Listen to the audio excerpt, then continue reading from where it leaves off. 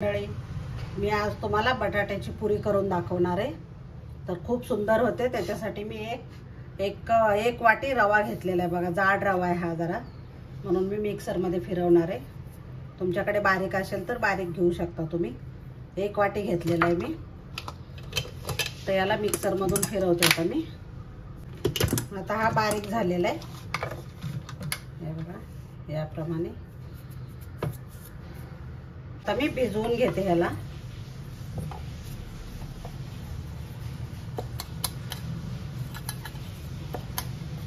एक अर्धी वाटी पाणी टाकायचं आणि भिजवायचं, जास्त पाणी पण नाही टाकायचं।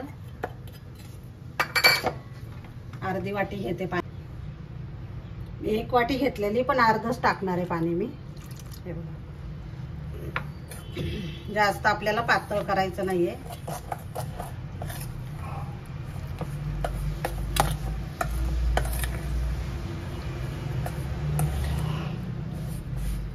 याप्रमाणे थोड्या वेळ भिजू देते। आणि एकच वाटी मी बटाटा घेणार आहे। याच वाटीने बटाटा पण घ्यायचा आपल्याला। हे असं भिजवून घेतलेलं आहे मी। आता मी याच मिक्सरच्या भांड्यामध्ये 2-3 मिरच्या घेतलेल्या आहेत आणि नेहमीप्रमाणे कोथिंबीरच्या काड्या घेतलेल्या आहेत।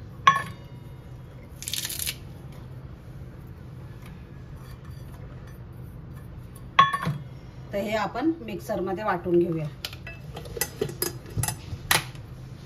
आता पीठ मळून घ्यायचंय। तर त्याच्यासाठी मी परत घेतलेली आणि साहित्य दाखवते मी तुम्हाला। इथं कसुरी मेथी घेतलेली मी, जिरा पावडर आहे, धना पावडर, हे चिली फ्लेक्स आहे, कलोंजी आहे आणि इथं ओवा घेतलेला आहे। आणि मीठ लागेल आपल्याला। त्यासाठी मी बटाटा खिसून घेते। खिसूनच घ्यायचा बटाटा, म्हणजे कुठे काय गुठळी राहत नाही, काय नाही।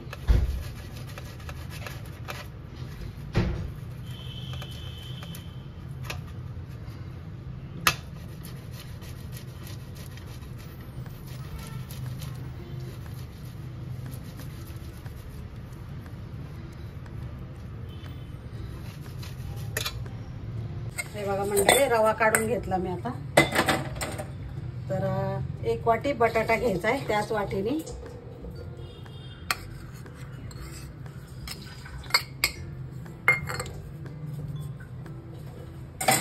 आता मसाले घालायचे आपल्याला। आणि पीठ पण मी त्याच वाटीने घेतले। 2 वाट्या लागेल तसं बघूया आपण, पण 2 वाट्या पीठ भरपूर होतं। हळद टाकायची,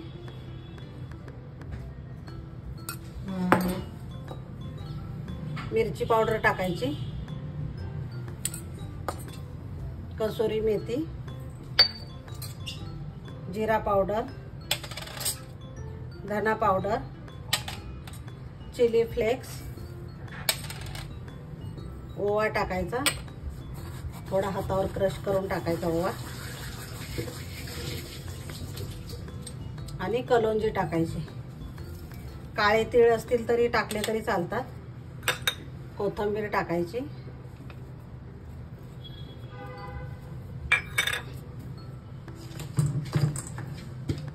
आणि हे जे मिरची आणि आपण कोथिंबीरच्या काड्या वाटलेल्या आहेत त्या टाकायच्या।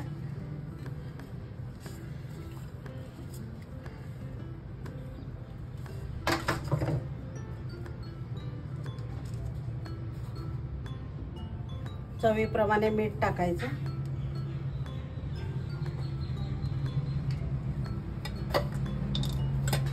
थोडंसं तेल टाकायचं आणि आता हे चांगलं मिक्स करून घ्यायचं।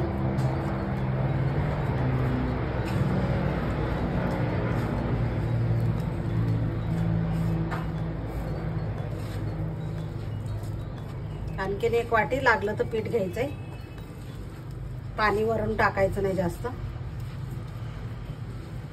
त्याच्यातच मळून घ्यायचंय। आधी लागलं तर पाणी टाकायचं।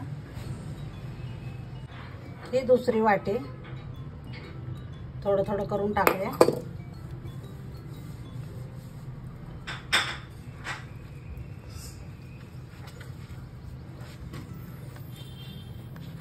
पाणी टाकायची गरज लागत नाही, लागलं तर थोडंसं टाकायचं. मी अर्धी वाटीच पाणी रवा भिजवायला टाकलेलं आहे.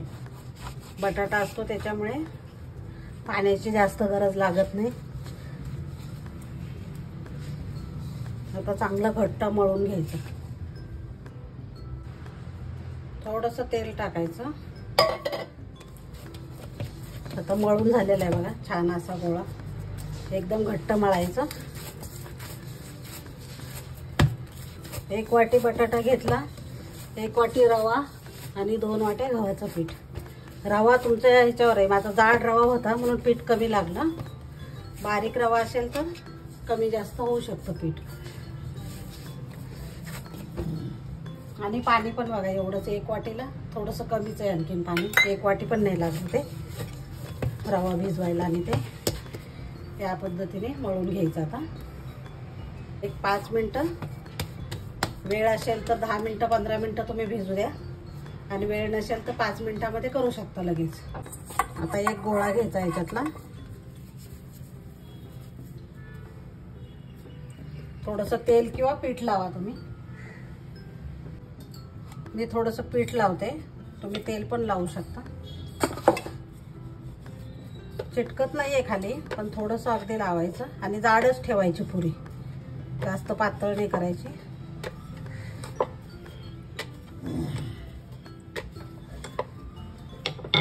या पद्धतीने. तेल चांगलं तापलेलं आहे, तर आता पुरी टाकून घ्यायची.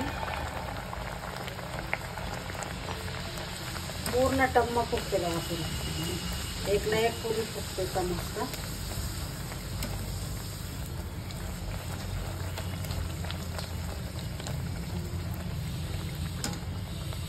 आता आपण काढून घेऊया.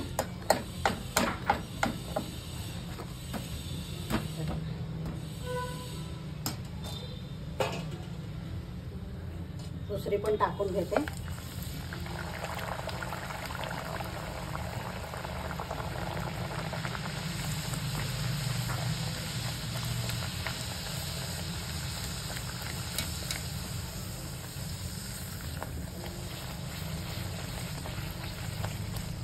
मस्त फुगतात व्यवस्थित.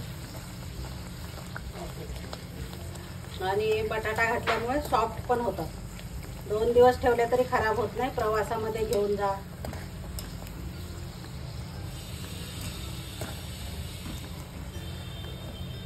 आणि अजिबात तेलकट होत नाही. आपण रवा घातलेला आहे त्याच्यामुळे अजिबात तेलकट होत नाही. तर याच पद्धतीने मी सगळ्या पुऱ्या करून घेणार आहे आता.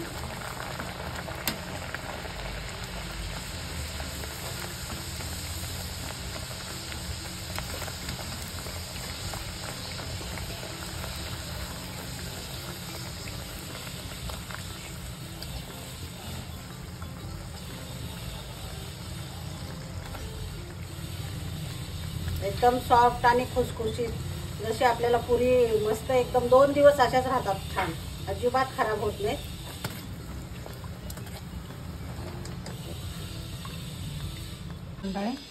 आपला सकाळचा नाश्ता तयार आहे. तर तुम्ही दह्याबरोबर पुरी खाऊ शकता, लोणच्याबरोबर, गाजरचं लोणचं घरी केलेलं आहे आपण, त्याच्याबरोबर खाऊ शकता. किंवा असंच नुसती खाल्ली तरी चालेल. आणि टिफिनमध्ये द्यायला किंवा प्रवासात न्यायला खूप चांगली रेसिपी आहे. तर नक्की तुम्ही ट्राय करा. आणि आवडलं असेल तर लाईक, शेअर आणि सबस्क्राईब करायला विसरू नका. धन्यवाद. मंडळी, एक ना एक पुरी एकदम फुलते, टम्म फुगते, ती गॅरंटी माझी. तर तुम्हाला आवडली असेल तर नक्की सांगा मला कमेंटमध्ये.